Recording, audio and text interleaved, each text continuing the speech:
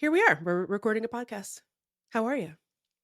I'm great. I was just noticing that the top of my new chest piece looks like curly black hair. Yeah, it kind of does.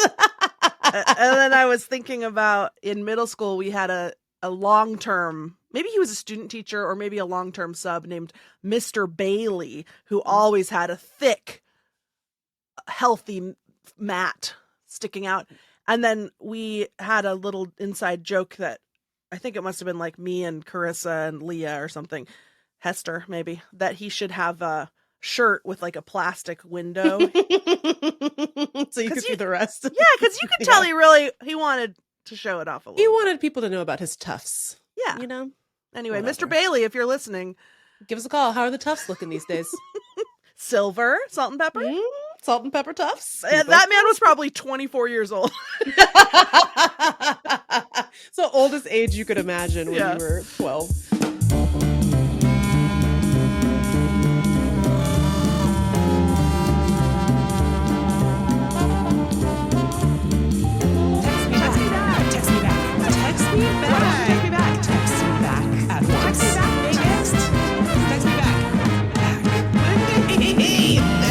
Can I tell people what today's episode is? Yes. Do you remember what I called it? Hang on. Let me look at my text. The conceit of the show. Oh yeah, text me back. Text me back. A show about two 40-year-old women who text each other nonsense. Remember? I'm Megan Hatcher-Mays. Shit, sorry. And I'm Lindy. I don't think we've done an intro on this show in like 3 weeks. No. Welcome to Text Me Back, a podcast that started at a real radio station where they made us have a name and a concept. But now we're independent. Now we cry. We cry. You said grab bag surprise. Should I get a lip flip? What does that mean? It's like a cosmetic. It's like they put filler, I think, right here, but it doesn't make your lip plump. It flips it up. No. So I look like Sydney Sweeney. I'm not here to judge anyone's plastic surgery choices, but don't do that. That's weird. Okay, grab bag surprise. So or we had Lazy Girl upside down cake. Ooh, that's good. And we also had casserole dump. Casserole dump cakes. Grocery Dump store cakes. dump cake cookbook. Yes. So the concept is we didn't prepare anything. This is somehow different than previous weeks. So and then this morning I was trying to think of what I was going to bring to casserole dump cake grab bag girl surprise, and I was like, oh, I have the perfect idea for the podcast. It should be called Show and Tell segment, aka item parade or whatever. And I was like, I know Megan and I both have a bunch of stupid shit in our houses. What if we brought items to show each other and try to make each other laugh or whatever? And then I was like, it's a podcast. It's a podcast. It's a podcast. It's an ear medium primarily. It's an ear medium. You can't just hold up, for example, no. I can't just sit here and go. For those of you who are enjoying this via the medium of ears. For those of you who are listening on the ear medium. Lindy's holding up a tiny journal that says butts on the front in a very impactful font. Yep.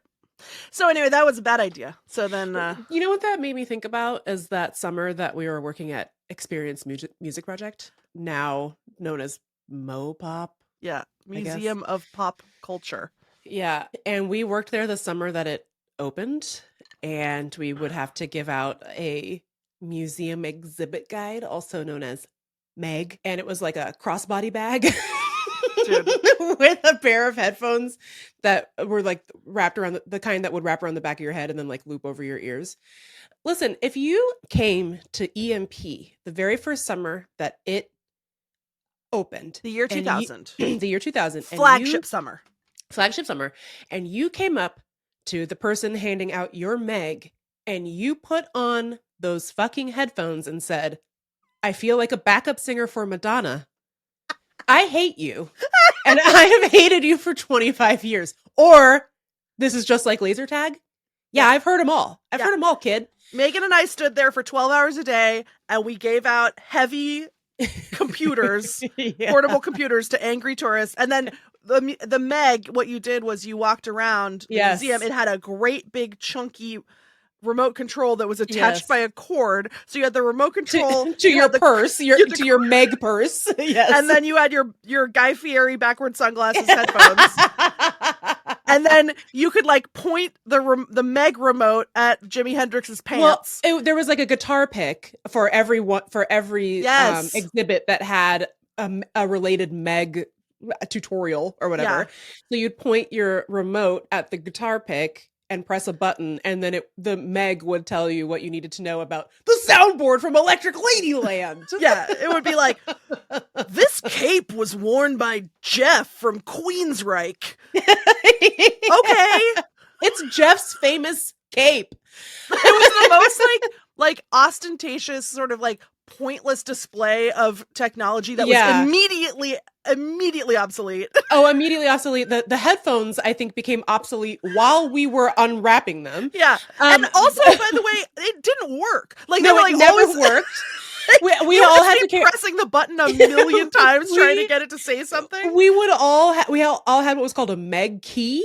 Oh, yeah. And if somebody's Meg broke, somebody's Meg broke, we'd have to like stick it in there and like pop the battery out and pop it back in. It was so stupid. My God. The reason I brought that up is because we worked there with like a frat guy whose name is gone to me now, but he would hand out the Megs and he would say, "This is your museum exhibit guide, or Meg. It will tell you all the information you need to know, both visually and audially." And all summer long, you and I would just be like, audially.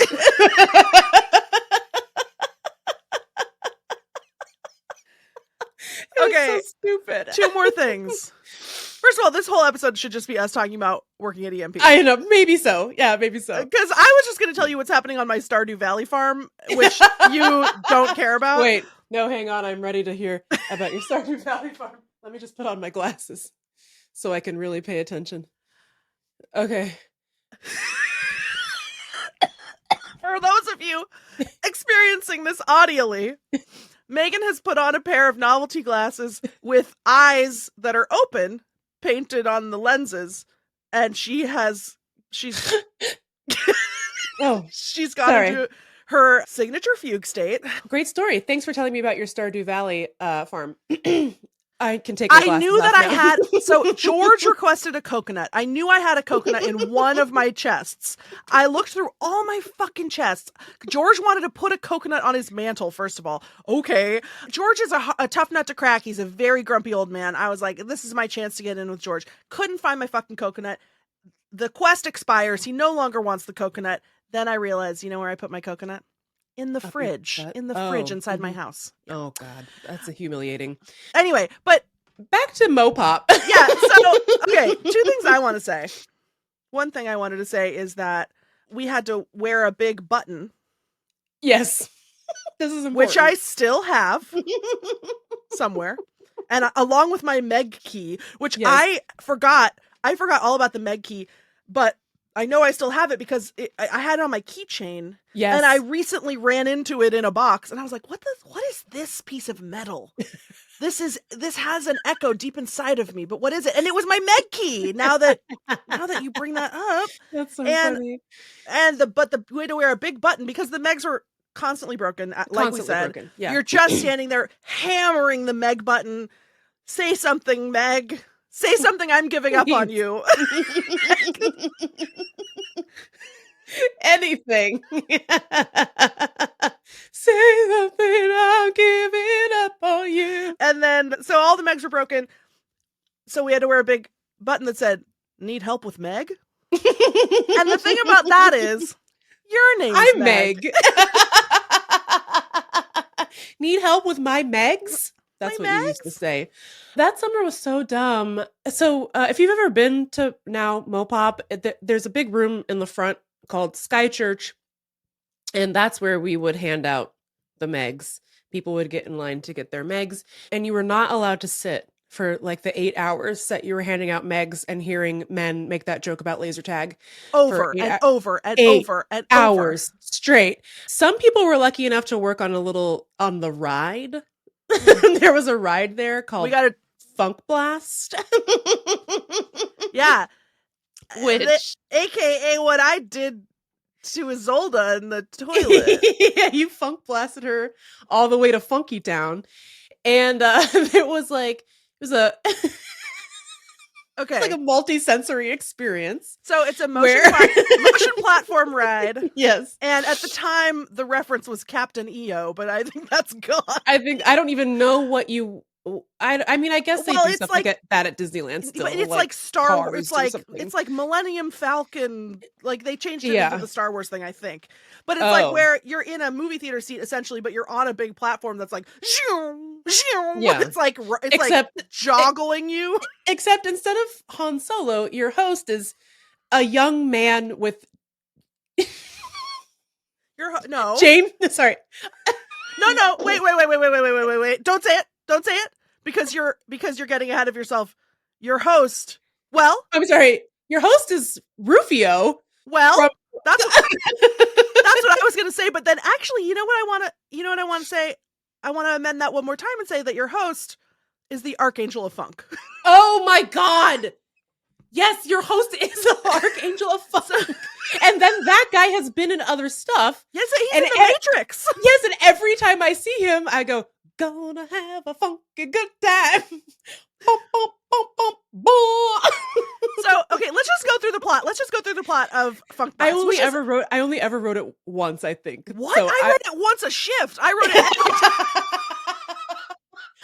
Ride it is such a generous term for okay, yeah, and also because to get to the ride, you have to go through 20 minutes of world building, where you're just like walking through a hallway that's playing you a video. But yeah. Okay, so the ride is no longer there.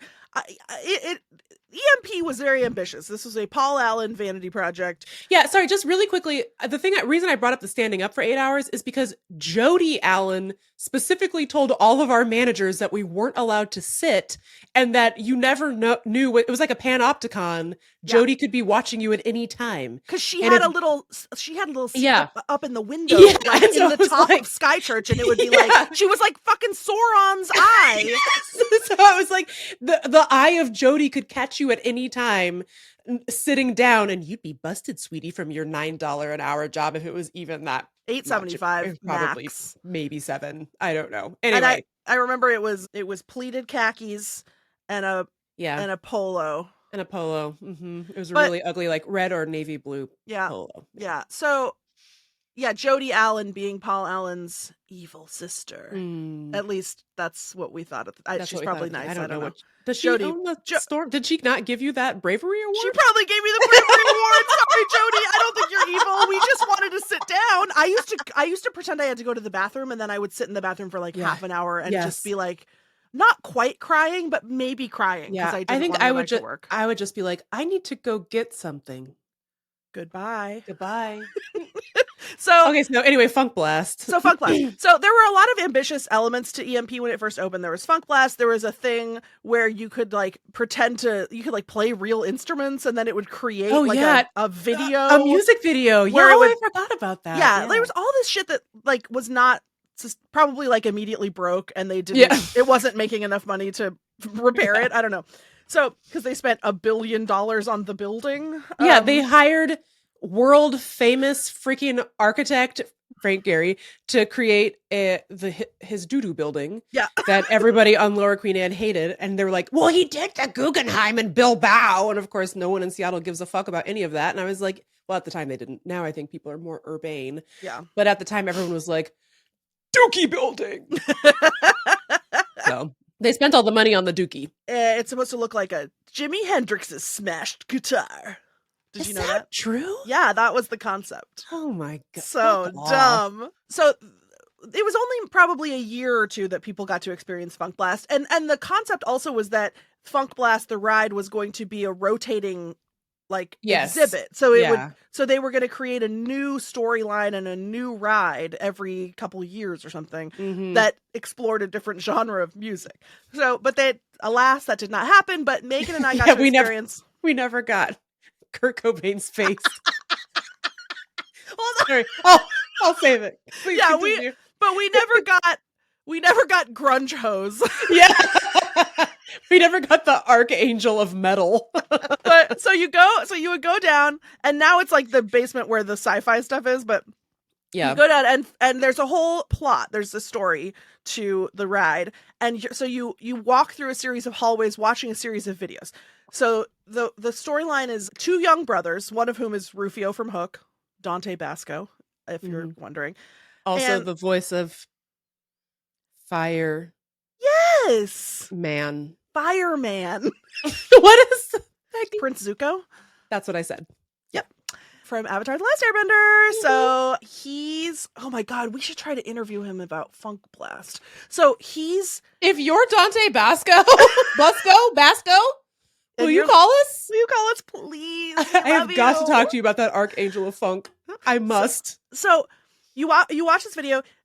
Rufio and his brother, possibly his real life brother, playing his brother, they're trying to start a band, and they're simply not funky. They don't have the funk. They're not keeping time properly. They don't have any cool moves. No, they fucking suck. Yeah. And then they are visited.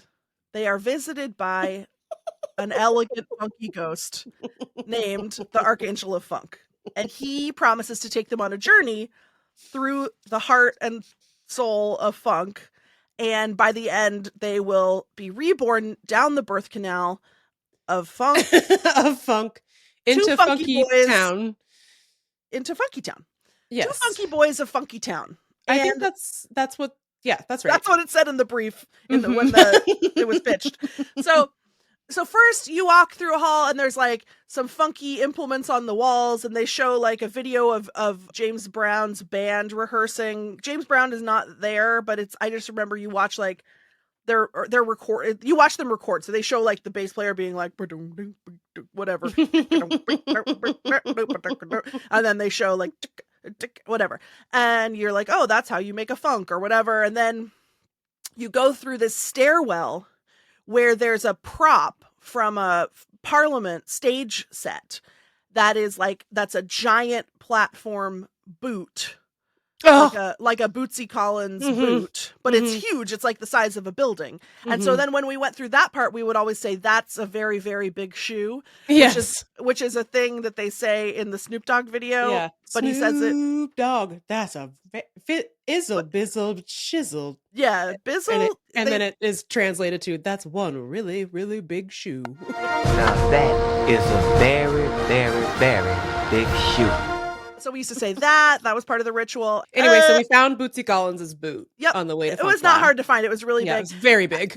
And then the Archangel of Funk sort of, I believe he like takes them on flying through the circuits of time. They land backstage at the Parliament show. They're getting some inspo. And they're like, whoa! It's like blowing their minds. They've never seen real funk before. They were like, that bass line is crazy. They've been faking da funk this whole time. They have been faking da funk. And so it blows their little minds. They've been staying on the 2s and 4s. Yes. Which is not funky. And then, oh, you know what?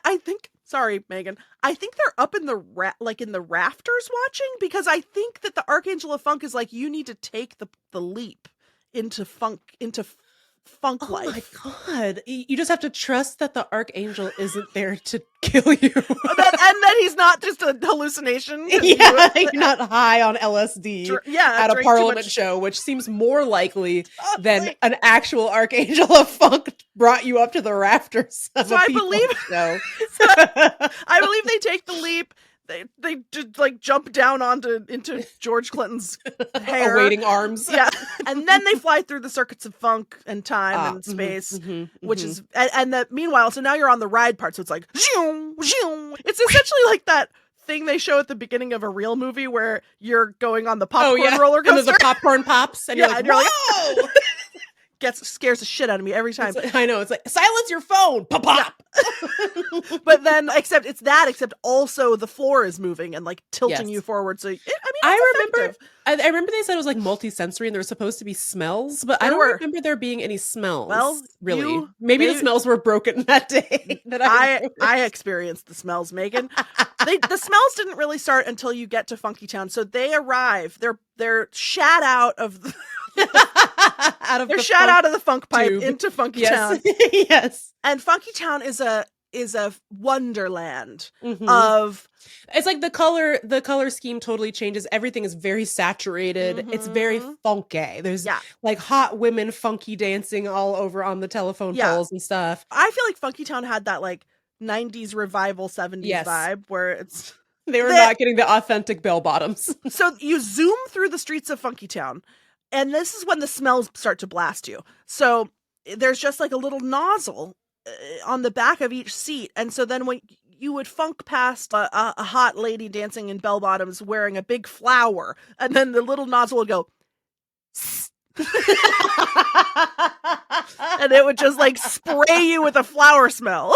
And so you just like go through, you're dancing, you're zooming. It sort of just jostles you a lot because it's like trying to simulate funky dancing for white people. Like they're like, this is what it feels like to dance. And this is what it feels like to move your body in ways you've never even considered. In rhythm with the song. Is this when they're playing Gonna Have a Funky Good Time? I don't remember if that was actually part of Funk Blast, because separately, and we'll come back to Funk Blast, I promise. Separately, when we were in Sky Church, the video screen behind us would play the same 8 videos in rotation all the time. And one of them was Gonna Have a Funky Good Time. And we used to talk about that all the time because James Brown does this dance, and I am sorry for people who are enjoying this audially, but he does this little like bunny hop. He goes 1, 2, 3, and he lifts up one arm, and as he like pulls it down, it turns him to the right. 1, 2, 3, and so he kind of just like he just goes whoop, whoop. And so he was like, it's like a little like he would use his own arm to twist his body 90 degrees, and we used to do it all with him. Gonna have a funky good time. Anyway, so this is just a plug to watch our YouTube videos so you can see us doing this. Please, that's the only place you can see us doing the James Bond bunny dance. Gonna take me high. There's one called Trust, which I have been, every now and then I look on YouTube to see if somebody had uploaded it, and I haven't been able to find it. But it was like this lady, this really like great sounding Martha Wash-esque sounding woman. Actually, might have been Martha Wash. I don't know. I'll check. And like this guy, this like tough guy. And she would be like, I need love. And then the guy would go, Trust. Sorry. Yeah.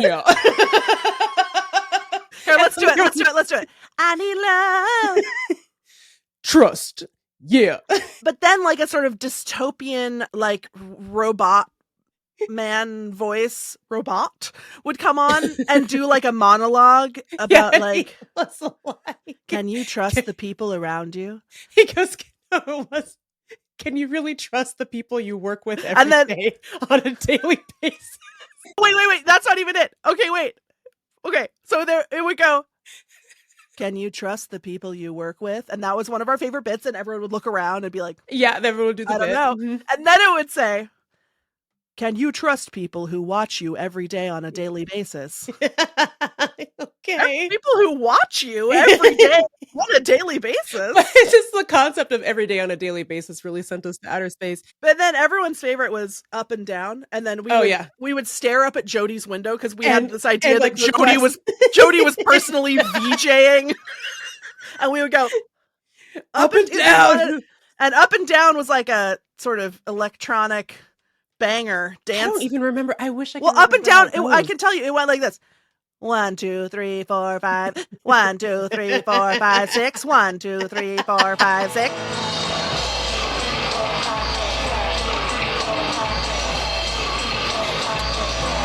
But that was like the one that everybody really liked, which means they never played it. They never played it. Anyways, back to Funk Blast. Finally, we get to the Funky Town Square. Finally. And then Meagan, the mayor Rufio and his brother are just like heads exploding. They really are like, I want to do cocaine with George Clinton. That's the only way to be funky. And et cetera, et cetera. And they then the journey mayor, all the way to the heart of Funky Town. and there's the mayor. And it's a very lithe young man. And you're like, wow, who's this funky character? Look at that ass. He's got a naughty body. I know that. And he whips around and it's the CGI'd face of James Brown. So, James Brown. So, just for some context. They stretched young James Brown's face onto the body of someone else. Old James Brown's face. Because I want to say they got a young man's body with a tight little ass to do in the white jumpsuit to do the little James Brown dance, and then they CGI'd James Brown's actual face onto this man's body. And for context, in the year 2000, James Brown was approximately 90 years old, and the art of CGI was approximately -5 years old. It hadn't yet been born. I think that they invented CGI for EMP. Yes, and it was not a success. They really weren't selling the idea that was actually James Brown. It was very stretched on to the face of the actual person. It just looked like it was a ghoul from the heart of hell. Yeah, you know what it looked like? This is from like the one season of Doctor Who I ever watched. It looked like that Texan skin sheet woman. Yeah, yes. It looked like that, but like placed upon the body of a young man. And and you were supposed to think it was actually James Brown from the 70s or something. And he just this is probably too dark to say, but it looked like those pictures of the BTK killer where he wore the woman's mask.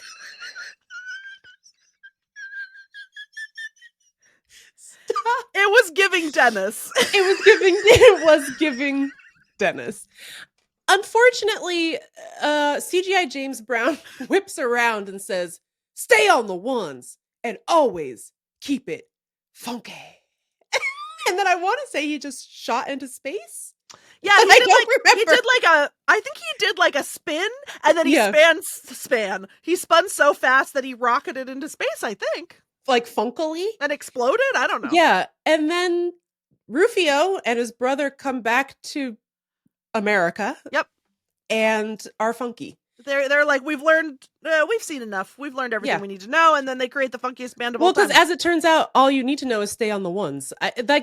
Ultimately, that's like the only thing they take away from it. Well, actually, and Megan, people often ask us, how did we create the funkiest song of all time? Which is Professor Dr. Freekvonk. You can thank Funk Blast for that. The answer is Funk Blast. Because I borrowed that line from James Brown. One time with the Freekvonk. Cool. I hit him 2 times with the Freekvonk. Freekvonk. Ooh, Dr. Vonk. Freekvonk. We are the freak. Dr. Vonk. Wiggly skin. Stay on the ones and always keep it funky. We are the freak. Okay, I can't do this anymore. I will. To the vault.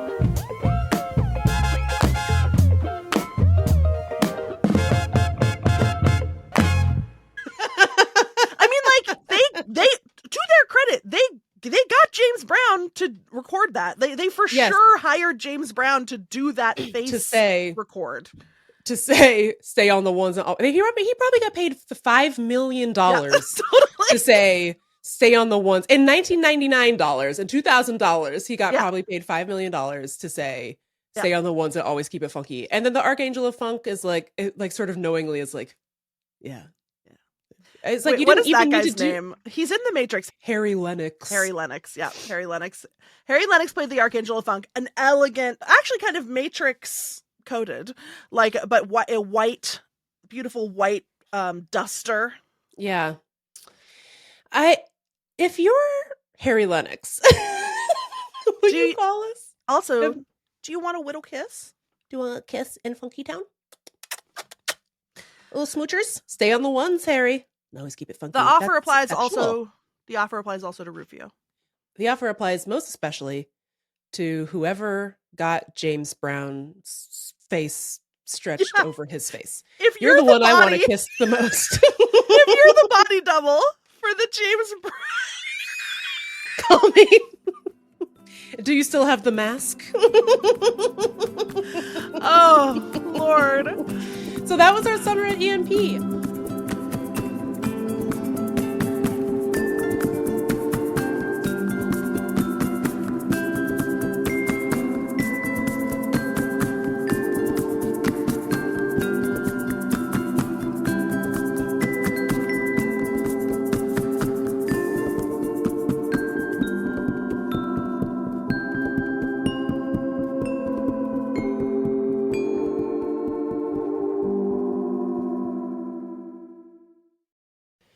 Ever find yourself holding back on travel plans because you're afraid of the language gap?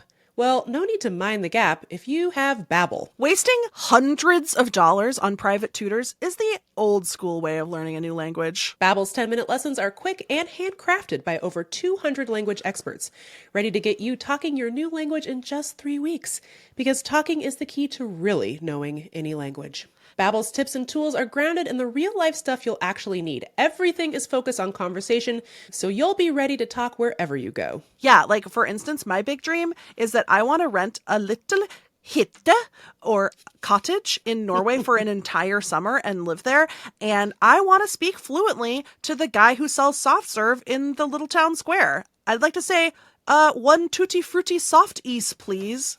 But in Norwegian. I want to learn Italian so that when I go back, I can finally say, in Italian, Attenzione! That guy just stole my passport. Don't just take my word for it. Studies from actual colleges, such as Yale, Michigan State, and beyond, continue to prove Babbel works. One study found that using Babbel for 15 hours is equivalent to a full semester at college. That's a real self-own from the colleges. Why are the colleges releasing that damning information about the colleges? Wow. Burn on college. Regardless, with over 16 million subscriptions sold, Babbel's 14 award-winning language courses are backed by a 20-day money-back guarantee. So no pressure. Have Babbel, will travel. Here's a special limited-time deal for our listeners. Right now, get up to 60% off your Babbel subscription, but only for our listeners at babbel.com/textme. That's up to 60% off at babbel.com/textme. Spelled BABBEL.com/TEXTME. Rules and restrictions may apply. We never did get Kurt Cobain's stretched face over a younger body spinning around so fast and shooting into the grunge skies. We never did get that. It's too bad. I think that's actually probably where America took the turn. Yep. Into... Yeah, there's another timeline where we got Grunge Blast. Yep. And those guys got, Al Gore and and a liberal Supreme Court. Yeah. 9/11 didn't happen on that timeline. Nope. You know what I'm saying? No. So that was that summer. And then there was like a fun cast of characters. I stayed for longer than you because my college didn't start. This was like the summer right before we went to college. And my college didn't start till September. And you had to go down to LA, I think, in August. And there was like, I remember this one guy we called Ren-Faire Guy who I regret in retrospect, he was just enjoying his life. Dude, I mean, imagine if we hadn't burned that bridge. I know. He could be our DM now. He could be he probably is somebody's DM. Game. But he used to do, every time they play like sort of an electronic song, he would go to the middle of the floor of Sky Church and do that thing that you do at raves with your hands, that little flippy flappy. And he'd be like, and everyone would just be like, the summer that they launched it, they had 2 big concerts, and one week was like No Doubt and Matchbox 20 and bands of that nature, and Metallica. And then the next week it was like Eminem and Snoop Dogg and Dr. Dre. So there was like one rock weekend and one rap weekend that they launched it. And somebody interviewed Rob Thomas Matchbox 20 about like his experience at the Experience Music Project. And he's just like, this place is amazing. I'm walking around seeing so much great stuff. I'm like, whoa, is that the soundboard from Electric Ladyland? And that ruined me. That ruined us, I think, for 3 straight months. We would just, it was like, I don't know, we would like go get pink cookies from that 7-Eleven near your house and be like, is that the soundboard from Electric Ladyland? Here's the thing about, is that the soundboard from Electric Ladyland? You can point at anything and say, is that the soundboard from Electric Ladyland? And it's so funny. It is funny, and I couldn't tell you if it is or not. I don't know what the fuck a soundboard is. I never learned that in the 3 months that I worked You there. never walked through the Hendrix Passage or whatever it was? There was like a special Jimi Hendrix, like, the Hendrix Canal. sacred hallway. Yeah, it had the soundboard from Electric Ladyland. It had the soundboard from Electric Ladyland. Well, I don't know what's going on at MoPOP these days, but it's probably not anything as fun as that. But if you work at MoPOP and you have access to that up and down song / video and the trust one, yeah. Send it to me. Yeah, actually, if you're a higher up at MoPOP and you can go into the archives, Megan and I have a long-standing feud. Oh, we do need to discuss this. Yeah. Although I forfeit, I'm sure you're right. I don't know why I had any confidence. I don't know anything. But we got other people involved in it too. I was like, look at that picture. Look at that picture when it comes up. You tell me who that is. So there was like a slide, like up around the sort of the crown molding of Sky Church. There was like a rotating strip of pictures of famous musicians, and it was like a slideshow that would sort of glide. Yeah, it was just like a Getty slideshow of like old pics. And so we would always play a game that was like, can we identify? Because you're so bored. It's so boring. So it would be like, oh, that's the only reason why I know who Jello Biafra is. You know what I mean? Yeah. So Ren-Faire Guy was like, wow, it's Jello Biafra. That's how I can recognize Thurston Moore. But so, because like, listen, I'm still heavily in the Forrest Gump soundtrack. Listen, she's not interested in bands, guys. Leave her alone. No. She's but busy. So there was one picture that would constantly come up, and you're gonna think this is an impossible argument to have because the answer should be obvious. But I think the face must have been obscured by it was definitely like side profile or like 3/4 profile, so it wasn't like full like on the woman's face. We could not agree on whether or not this person was Madonna or Cyndi Lauper. So in the picture, she's wearing sort of a multicolor, like I want to say like yellow and pinkish, but almost like, I don't know how to describe the texture. It wasn't braided, but it sort of was flecked in that same kind of way. Her hair is like very sort of spiky up in a ponytail, but like definitely you can see some bleached ends, maybe some other colors in the hair. I want to say, I remember yellow and pink is emerging for me as what was happening in this photo. And she is holding a microphone too. So that's like part of what's blocking her face. And I was convinced, I mean, to me, there's no question. It's Madonna. Looks exactly like Madonna. And then you were like, what? No, it's Cyndi Lauper. And it was like a controversy. And I was like, Ren-Faire Guy, who is that? But there were like different sides. Some people agreed with you. Some people really thought that was Cyndi Lauper. It really drove a she wedge. was Madonna. Yeah. It divided the whole. I remember we would sort of jokingly be like, one day when you're in the nursing home, you're going to get an anonymous piece of mail and it's going to be a printout from like the Getty website. This is what we thought technology would be. The U.S. Postal Service is probably not going to exist when we're in our 80s, but I was like, I'm going to mail it to you in a manila envelope and it's going to be from Getty and it's going to say Madonna at the bottom and you'll be busted, sweetie. But now I don't feel that fussed about it. You know, I feel okay about it. I can tell you exactly why I thought that was Cyndi Lauper, because I literally just categorized. It's like, okay, Cyndi Lauper is the one with the neon and the crazy hair, and then Madonna is a little bit more like refined and sexy, and she wears like a black sort of like a black lace and a cone. Cyndi Lauper wears neon pink mesh top. Madonna wears black lace top. Yeah.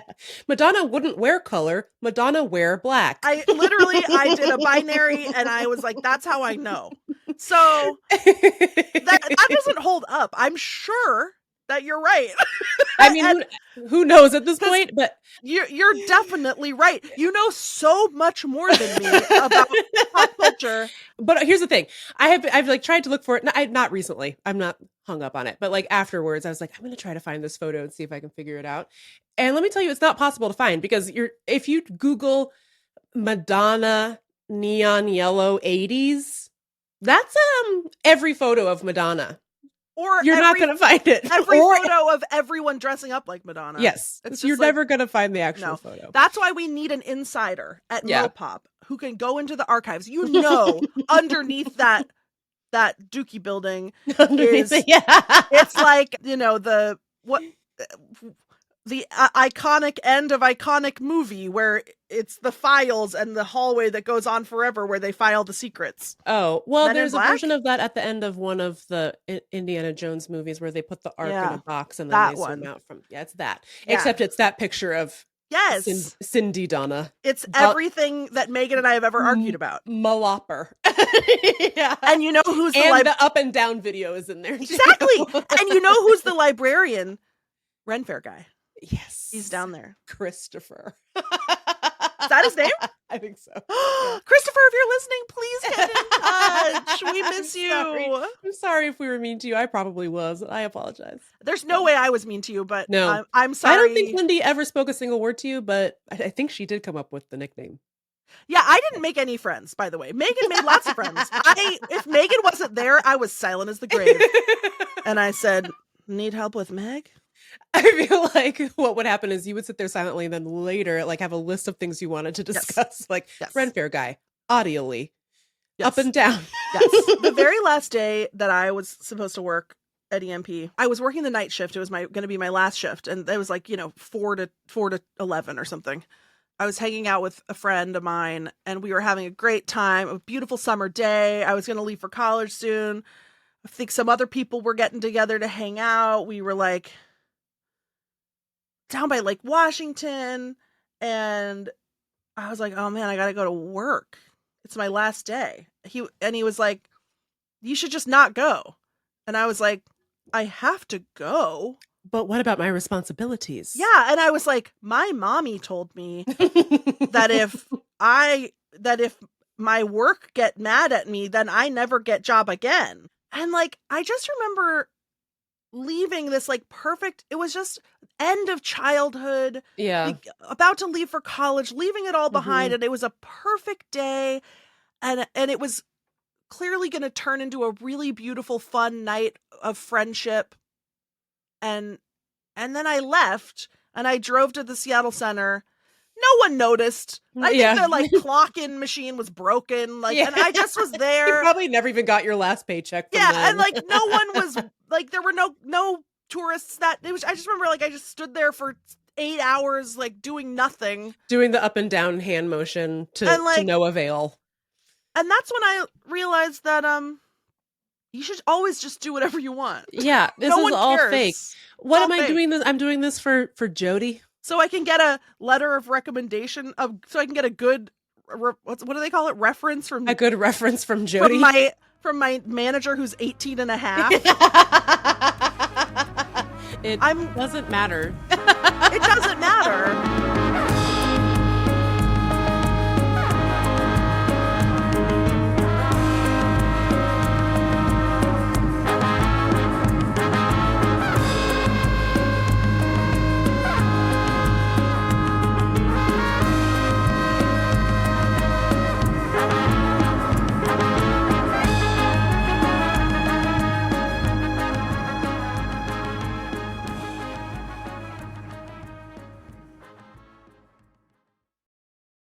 I don't even remember having a manager there. You know what I mean? Like, who would no I even cite as a reference for that job? Oh. As far as anyone knows, I was a volunteer. I mean, I guess they did technically pay me. I don't know. God, here's how you know capitalism is bad. And sorry, I didn't actually mean to talk about EMP for this whole episode, but that's what this is. Yeah. So I just remember I used to, on my lunch break, which was only half an hour. That's right. And there was, as far as you could go, it was the center house.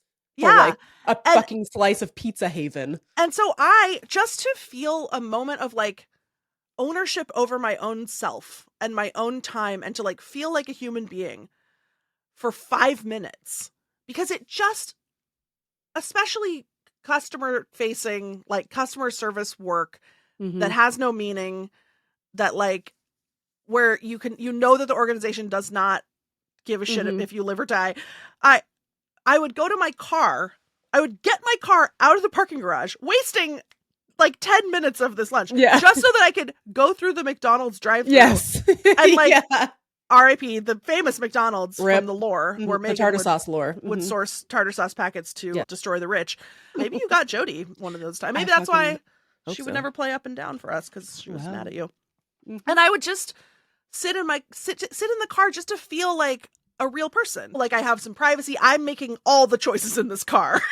You know what I mean? No one else can come into this car and tell me not to eat these chicken nuggets. Not to sit down. Yeah. Yeah. It was just, there's so much about that time that was really funny, but also it's because it was 25 years ago. I'm sure while it was happening, I was like, it was rough. And it was just like, and for what? You know, it was like just a dumb museum with weird shit. It was like a privately owned museum full of dumb stuff. And well, some of it was interesting, I guess. Yeah, sure. Like, oh, Run DMC's Adidas. Yeah. There they are. And then I want to say it did very poorly. And then I might be making this up, but I feel like EMP was like, "Dear Mayor of Seattle, we have a gift for you. Her name is EMP, the museum. Our insolvent trash pile of Paul Allen's hoard.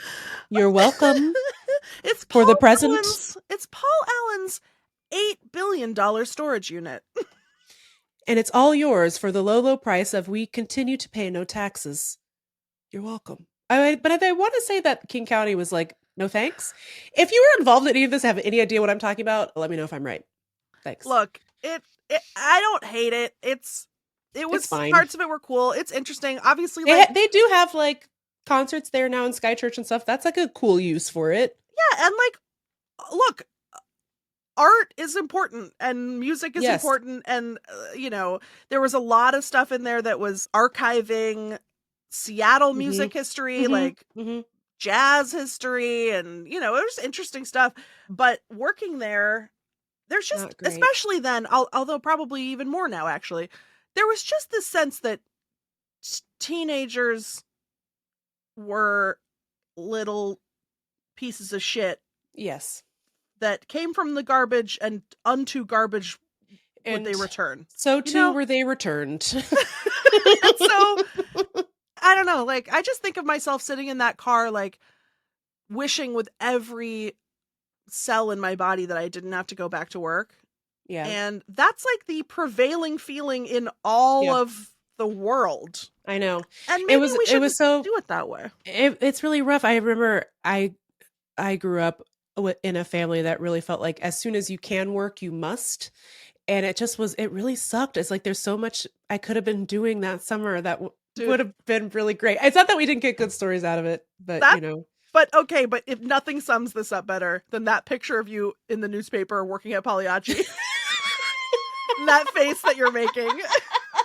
We'll post it on the Instagram. I'll post it on the Instagram again. They're like, you can have a car, but you have to pay for everything associated with the car. Or like, that's your parents. My parents are like, if you want that, you have to pay for it yourself. And so it's like, I guess I'll spend every moment I'm not at school, I guess I'll be at fucking Pagliacci. I love it. Thanks. Did you know, sorry, we don't need to get into this, but like, I didn't even know that you could like take an SAT prep class. Like, I just remember one of our friends, also named Megan, was like taking it like a Kaplan SAT prep class. I was like, what is that? And she's like, yeah, you have to practice for the SAT. And I was like, you have to do what? Like, I had no idea. I was just like running around, just like doing my best, slinging pizza, buying North Face jackets and gas. I was like, I have no idea what's going on here. I was like, you guys are applying for college? Yeah. Who told you to do that? But Megan, now you're a lawyer. Isn't that weird? Is that crazy? Yeah. I just it feels like a very crazy thing to have gone from like, I am desperate for so desperate for money that I will stand by the soundboard from Electric Ladyland, which I don't to this day don't know what it looks like, or I'll stand by a big ass boot. I'll do whatever for money, or I'll give pizza. You sold a lot of plasma. I sold a lot. I used to sell plasma. This was after college. I used to sell plasma. If you have some of Megan's plasma in your body, give us a call. Yeah. And it didn't even really pay that much. I did a lot of those weird studies that were in the research studies in the back of The Stranger. I used to do all those. Yeah. I remember Hester used to do, she got somehow hooked up with this like promotions company. Oh, so she would have to do these things where it's like you go to Folklife and you stand like outside in like a pink tent.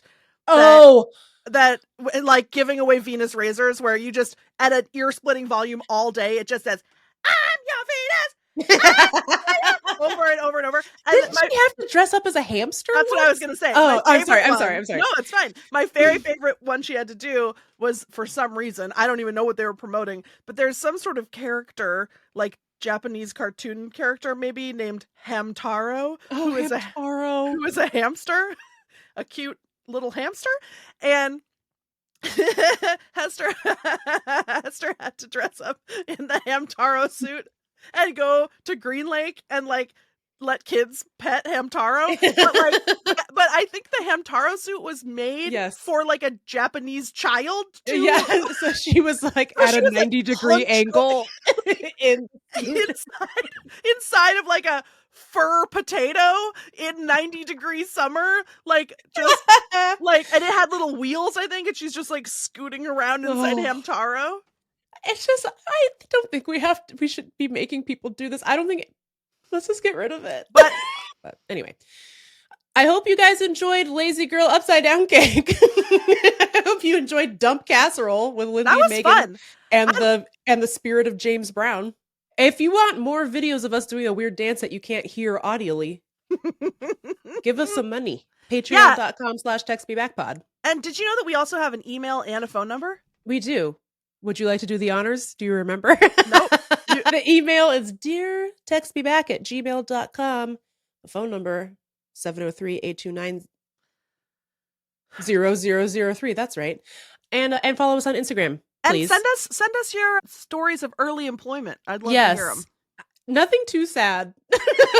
But if you had to dress up as Hamtaro and sit in there at a 90-degree angle while getting pet by 4-year-olds at Green Lake, I want to know about it. So send us a message or call us. You can call us at the phone number too and leave a message. Did you say we have a YouTube? We have a Facebook?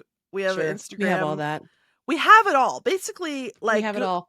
Google us. We also have a live show coming up. Yes. At the Reeser Center, and which we will post a link to. In Beaverton, Oregon, just outside Portland. It's going to be November 7th. The Reeser, RESER.org. You can get your tickets there and come see us because it'll be fun. It'll be right after the election and we're going to be talking and processing. And, you know, Megan, that little pizza angel who never heard of SAT prep, now, no matter who wins this election, she knows one of them. Whether it's Kamala or JD. Jance Dance Vance. Oh, did you see the one Jorkin to Penis? Yeah, Vance? That's a really good one. I was like, actually, so this thing happens to me where Were you mad that you didn't think of Jorkin to Penis? And then it makes me not like it. Yeah. I kind of felt the same way. Well, what happened was my brother sent it to me first and I was like, I like this. This is fun. And then I started seeing it other places and then I didn't like it as much because I was like, Matthew already sent this to me. Yeah. Yeah. Anyway, next week, exciting news. We have a little tasty amuse-bouche of the Shrill Rewatch that we're doing. That's only for our Patreon subscribers until now. Mm-hmm. If you've been curious, if you've been thinking, well, I'm kind of interested in the Shrill Rewatch, but I like to sample the wares before I just willy-nilly send my $3 to $8 to content creators. We're going to release the very first episode of the Shrill Rewatch that we did, so you can see what we're talking about over there. Maybe if you like it, subscribe to the Patreon and you can watch the rest. We're going to put the audio out as a podcast episode next week. So you can hear what we're talking about. It's the episode where we talk through the steps of how I got my book made into a TV show. And I think it's really interesting. I think so too. I was really interested while we were recording it because a lot of that stuff I didn't even know. I hope you like it. Please check it out. And if you want to hear more, there's only one place. Patreon.com/ Text me backpod baby. That's right. / Ren-Faire Guy. Okay. We love you. Bye. Thank you so much for listening to Text Me Back. If you like the show, please tell your best friend about us. Be sure to rate and review us. It helps people find the show. And most importantly, please support our Patreon so we can keep making this. It's patreon.com/textmebackpod. Text Me Back is a production of Megan and Lindy, proud members of the BFF Network. Our senior producer is Megan Hatcher-Mays. Our other senior producer is me. Our show is supported by Co-Pilot Collective and produced by Allie Slice. Our digital strategist is Chance Nichols. Diana Bowen is our video and creative wizard. Our production team includes Lindy West, Megan Hatcher-Mays, our loves, our anxieties, and our fears. Our music is by Chief Ahamefule J. Oluo. Special thanks to our perfect angels, Jeannie Yandel, Brandy Fullwood, and Isolde Raftery. I'm Lindy West. And I'm Megan Hatcher-Mays. See you next week. Mwah!